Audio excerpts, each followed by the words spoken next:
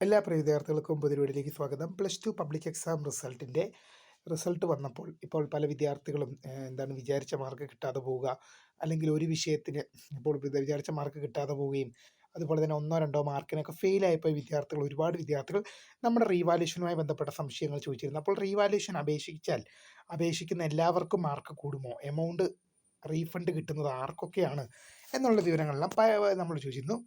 വിശദമായ വാർത്തയിലേക്ക് തന്നെ പോകാം. ആദ്യമായിട്ട് ഇഷ്യൂ കാണുന്ന വിദ്യാർത്ഥി സുഹൃത്തുക്കൾ ഉണ്ടെങ്കിൽ തീർച്ചയായും പഠിക്കേണ്ട മറക്കണ്ട. സബ്സ്ക്രൈബ് ചെയ്ത് കൂടെ പ്രത്യേകം ശ്രദ്ധിക്കുക. സബ്സ്ക്രൈബ് ചെയ്തിട്ട് നോട്ടിഫിക്കേഷൻ ബെല്ലേക്ക് ഓപ്ഷൻ എനേബിൾ ചെയ്യുക. ചാനൽ വീഡിയോസ് നിങ്ങൾക്ക് ഉപകാരപ്രദമാകുന്ന തീർച്ചയായും കൂടി ചെയ്യുക. അതുപോലെ നിങ്ങളുടെ സുഹൃത്തുക്കളിലേക്ക് ഷെയർ ചെയ്ത് കൊടുക്കാൻ പ്രത്യേകം ശ്രദ്ധിക്കുക. അതുപോലെ നമ്മുടെ ചാനൽ വാട്സപ്പ് ചാനൽ ജോയിൻ ചെയ്യാൻ ആഗ്രഹിക്കുന്നവർ വാട്സപ്പ് ചാനൽ ജോയിൻ ചെയ്യുക. അപ്പോൾ നമുക്ക് നേരെ വളരെ പഠനം മറിക്കുന്ന വാർത്തനെ എടുക്കാം.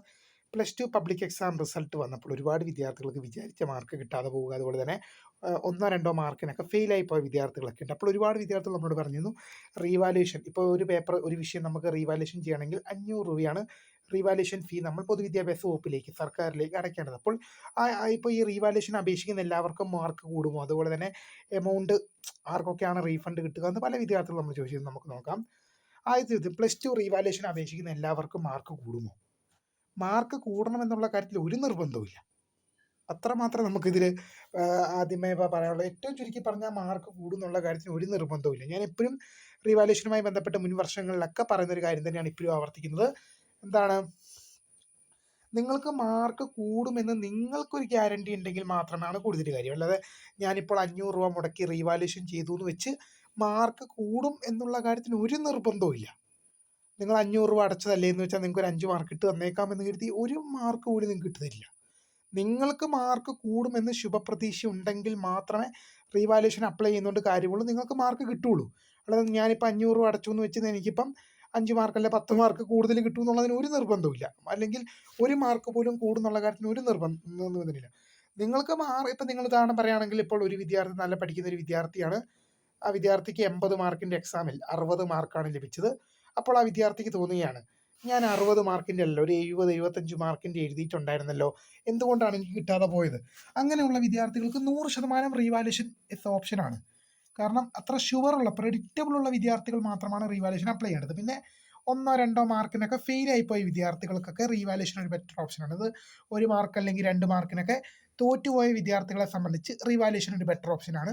എവിടെയെങ്കിലും ഒന്നോ രണ്ടോ മാർക്കൊക്കെ, 1/2 മാർക്കോ 1 മാർക്കോ കിട്ടി എവിടെയെങ്കിലും ഒന്ന് അഡ്ജസ്റ്റ് ചെയ്യുവാണെങ്കിൽ ആ വിദ്യാർത്ഥിക്ക് പാസ്സായി പോകാൻ പറ്റും. അപ്പം ഇങ്ങനെ മാത്രമേ, ഇനിയിപ്പം അപേക്ഷിക്കുന്ന എല്ലാവർക്കും മാർക്ക് കൂടുമെന്ന് ചോദിക്കുകയാണെങ്കിൽ ഇല്ല, അപേക്ഷിക്കുന്ന എല്ലാവർക്കും ഒന്നും മാർക്ക് കൂടില്ല.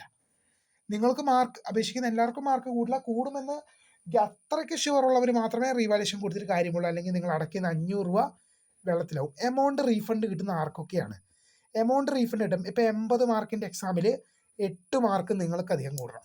അതായത് 80 മാർക്കിൻ്റെ ഇംഗ്ലീഷ് എന്ന എക്സാമിൽ നിങ്ങൾക്ക് നിലവിലുള്ള മാർക്ക് 30 മാർക്കാണ്. അപ്പോൾ റീവാലുവേഷൻ റിസൾട്ട് വരുമ്പോൾ 38 അതിന് മേലേക്കോ വേണം. റീവാലുവേഷൻ റിസൾട്ട് വരുമ്പോൾ എന്ത് ചെയ്യണം? 38 അതിന് മേലേക്കോ വേണം. അതുപോലെ തന്നെ നിങ്ങൾ ഇത് 60 മാർക്കിൻ്റെ എക്സാം ആണെന്ന് വെച്ചോ. അപ്പോൾ അങ്ങനെ വരുമ്പം അതിന് 30 മാർക്ക് നിങ്ങൾക്കുണ്ട്. അപ്പോൾ 36 അതിന് മേലേക്കോ കിട്ടിയാൽ മാത്രമേ നിങ്ങൾക്ക് അടച്ച എമൗണ്ട് റീഫണ്ട് ലഭിക്കുകയുള്ളൂ.